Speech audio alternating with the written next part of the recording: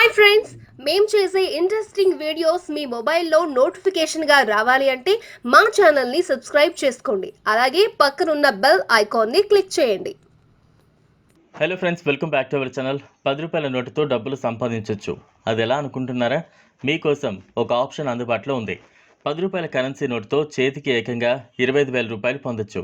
దీనికోసం మీరు ఎక్కడికి వెళ్లాల్సిన పని లేదు, ఇంట్లో నుంచే అమ్మచ్చు. మరి 10 రూపాయల నోటుతో 25,000 ఎలా పొందొచ్చో ఇప్పుడు తెలుసుకుందాం. పాత కరెన్సీ నోట్లకు డిమాండ్ ఉంటుంది. కొంతమంది వీటిని కొనుగోలు చేస్తూ ఉంటారు. 1943లోని 10 రూపాయల నోటును ఆన్లైన్లో అమ్మడం ద్వారా 25,000 వరకు పొందొచ్చు. ఈ నోటును బ్రిటిష్ రాజు విడుదల చేశారు. ఈ పాత 10 రూపాయల కరెన్సీ నోటుపై సిడి దేశ్ముఖ్ సంతకం ఉంటుంది.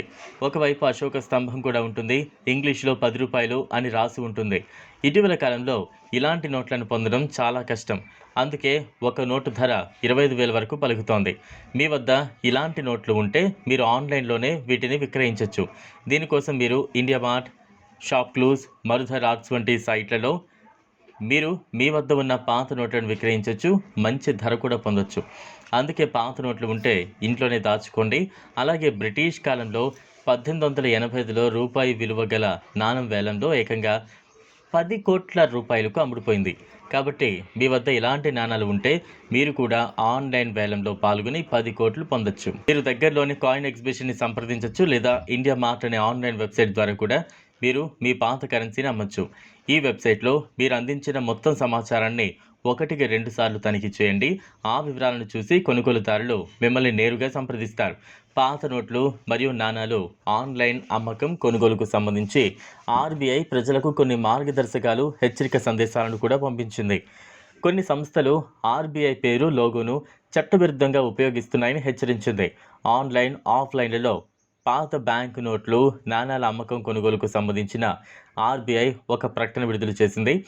అంతేకాదు ఇలాంటి లావాదేవీల్లో ఆర్బీఐ ప్రమేయం లేదని స్పష్టం చేసింది. అలాగే ఇలాంటి లావాదేవీలపై ఎలాంటి కమిషన్ వసూలు చేయడం లేదని స్పష్టం చేసింది.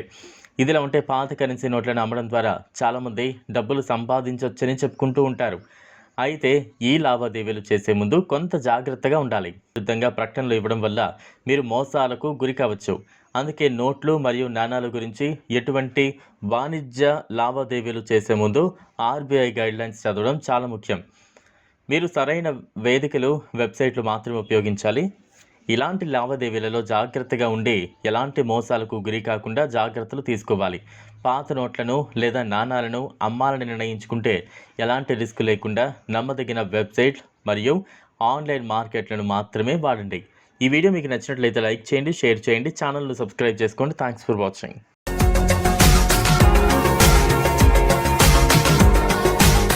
మరిన్ని అప్డేట్స్ కోసం మా ఛానల్ని సబ్స్క్రైబ్ చేయండి.